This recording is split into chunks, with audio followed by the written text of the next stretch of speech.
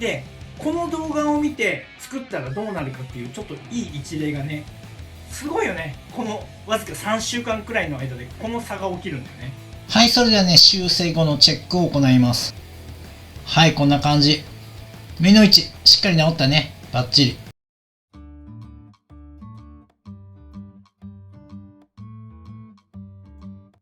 はい、お疲れ様です。虹玉屋の北川です。今日もね、フェルト教室始めていきたいと思います。今回もね、3月から予定している僕のオンライン教室、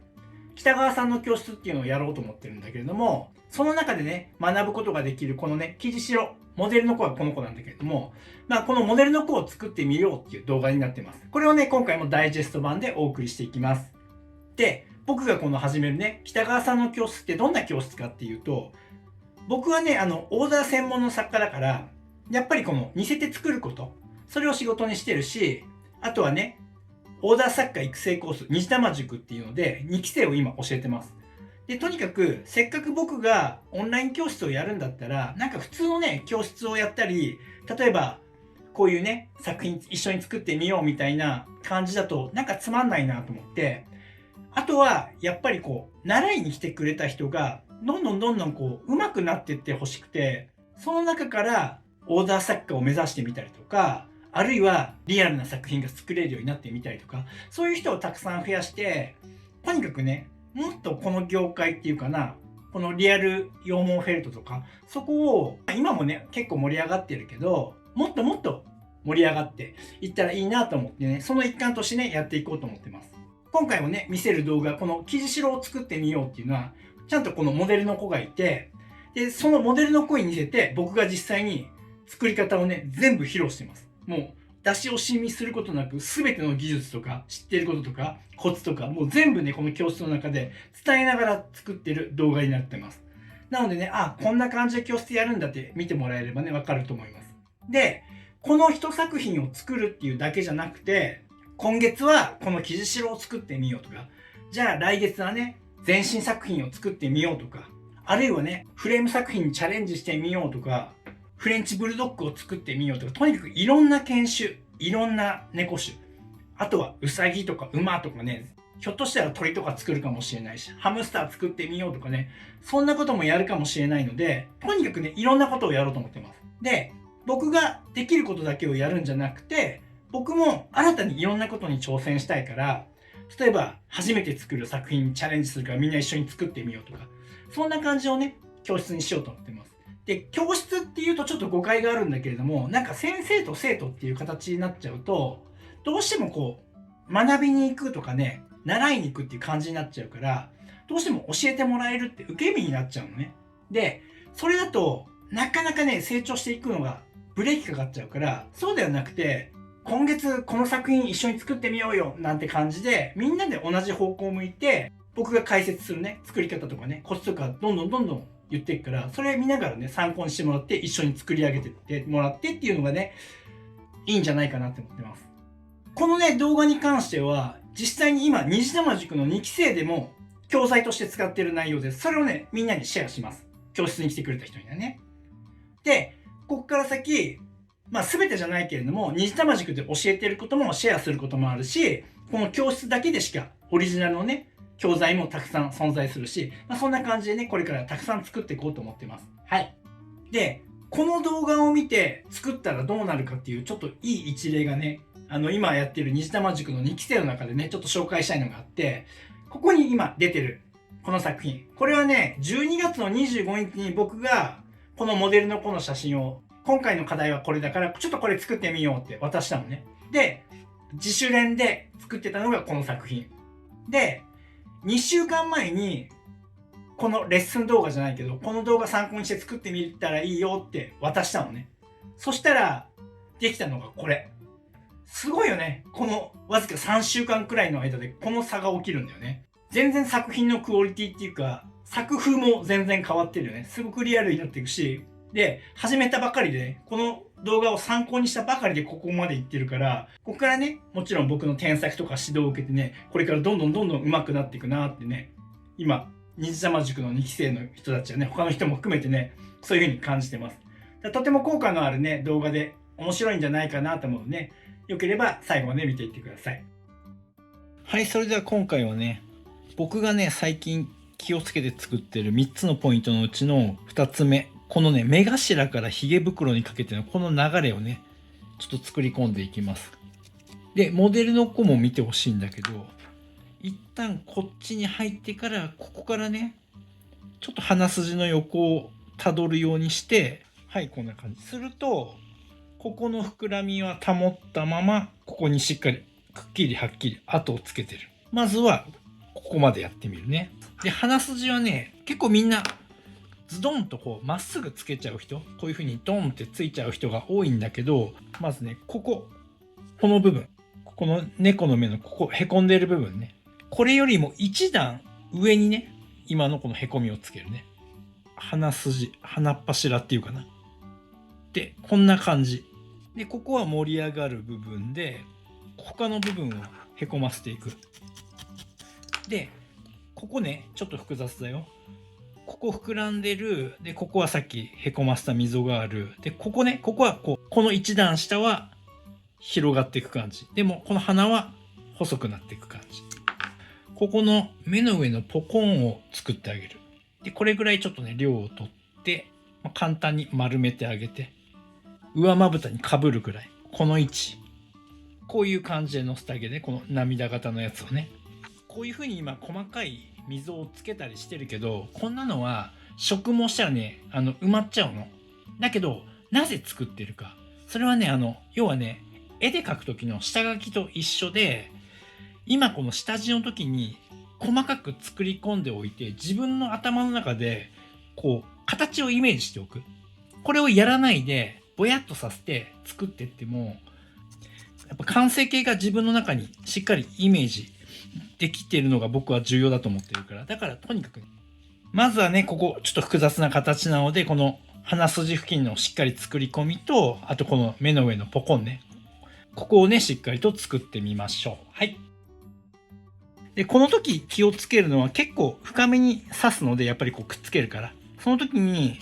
ここについてるよね、こういった溝。これをね、なくす。丸めた方ね。これをね、つけるんだけど、このつける場所っていうのが、顔を正面向けて、で、この目頭の延長線上。はい。ひとまずはこういう感じね。で、後ろから見ると、ここが張り出してる感じね。こんな感じでね。これを反対側にも作っていきます。首元がね、これしか今ないから、これね、作ったとしても、体にくっつけるときにこの辺ね、また肉付けして埋まっちゃうから、今作っても意味ないんだけど、とりあえずね、今解説するために作ってます。本当ならね、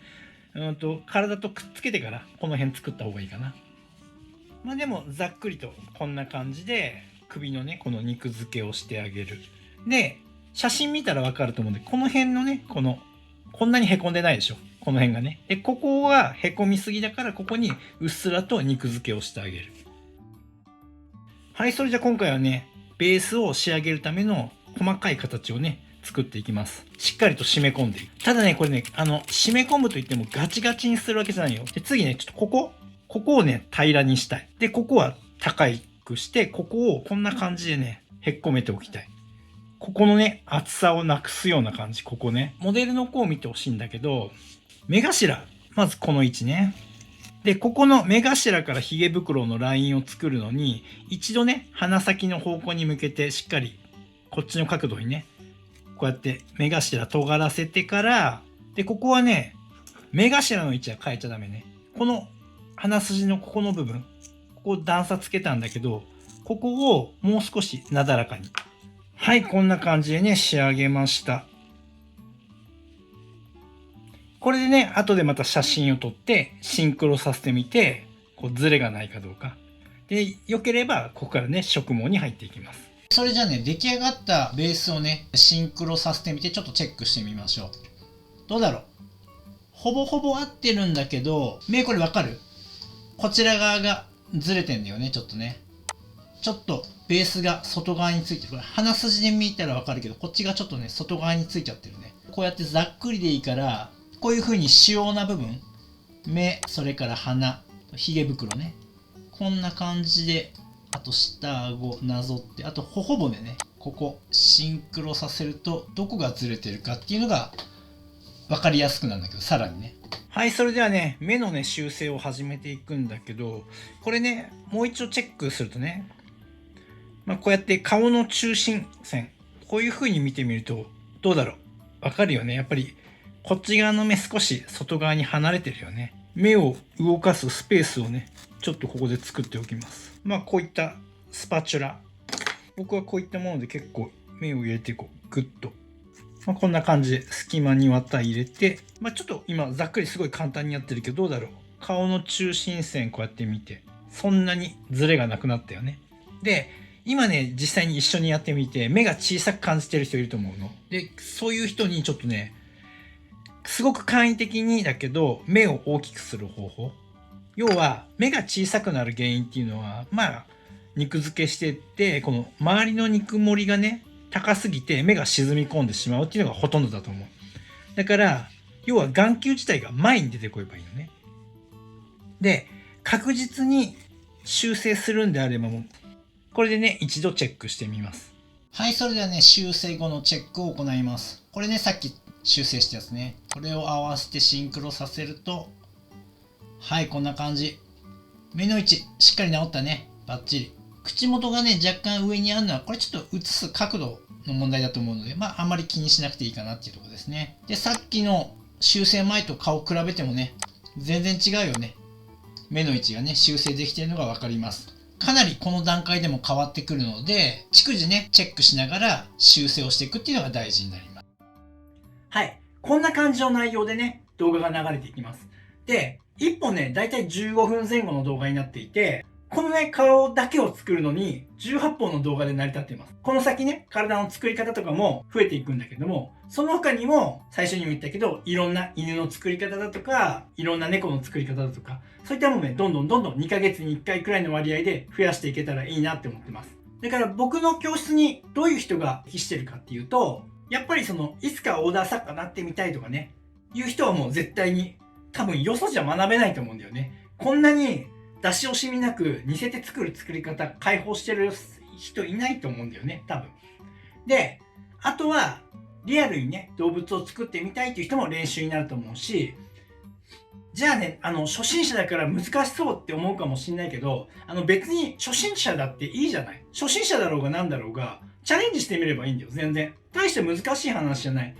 スポーツとかと違って、初心者がやっちゃうとね、怪我してしまうよとか、そういう風に危険が伴うんだったら僕は制限するけど、こんなことにさ、何も危険伴わないし、何も作りたいように作ればいいんだから、どんどんチャレンジした方がいいんだよ。そんな感じで僕の教室に通うとね、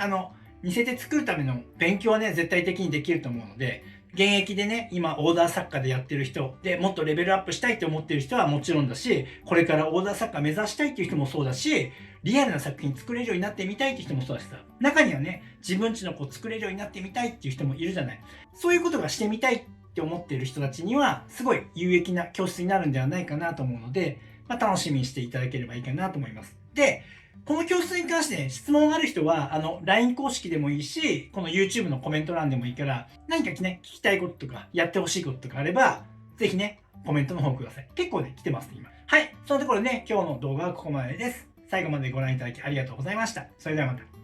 ご覧いただきありがとうございます。このチャンネルは、羊毛フェルト作家を仕事にして生計を立てている僕が、フェルト作家を目指している人や、もっとスキルアップしたい人、そんな人に向けて、リアルな作品の作り方だけではなく、誰も教えてくれない作家になるために必要な考え方、そういったことを発信しているチャンネルです。ぜひね、自分のスキルアップのためにチャンネル登録して活用してください。